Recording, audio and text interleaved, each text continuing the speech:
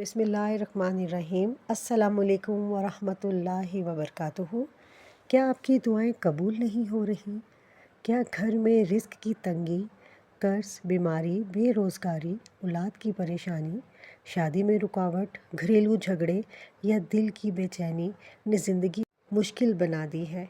अगर आप भी किसी बड़ी हाजत में मुब्तला हैं तो आज की वीडियो आखिर तक ज़रूर देखें, क्योंकि नबी करीम सल्लल्लाहु अलैहि वसल्लम ने हमें एक ऐसी इबादत सिखाई है जिसके ज़रिए बंदा अल्लाह ताला के सामने अपनी हाजत पेश करता है।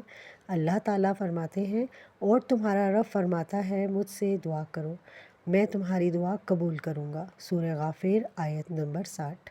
इसी तरह अल्लाह ताला फरमाते हैं, और जब मेरे बंदे मेरे बारे में आपसे पूछें तो मैं करीब हूँ, दुआ करने वाले की दुआ कबूल करता हूँ जब वो मुझे पुकारे। सूरह अल-बकरा आयत नंबर 186। नमाज हाजत का तरीका।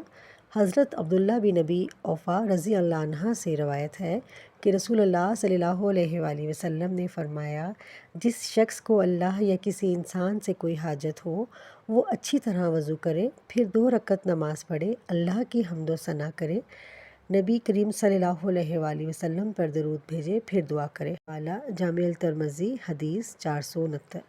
अमल का तरीका। मुकम्मल इत्मीनान से वज़ू करें, 2 रकात नफिल नमाज अदा करें, नमाज के बाद अल्लाह की हम्द बयान करें, दरूद इब्राहिमी पढ़ें, फिर आजिज़ी और यकीन के साथ अपनी हाजत अल्लाह ताला से मांगें।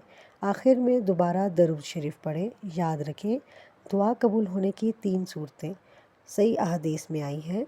अल्लाह ताला फ़ौरन अता फरमा देता है, किसी आने वाली मुसीबत को टाल देता है, या आखिरत के लिए इसका बेहतरीन अजर महफूज कर देता है। हवाला मसनद अहमद। इसलिए कभी भी दुआ मांगने से मायूस ना हो। आज ही अपनी हर परेशानी, हर गम और हर हाजत अल्लाह ताला के सामने रखें। इखलास, सब्र और यकीन के साथ नमाज हाजत अदा करें, क्योंकि अल्लाह अपने बंदों की पुकार ज़रूर सुनता है, और जो फ़ैसला करता है वो बंदे के हक़ में सबसे बेहतर होता है।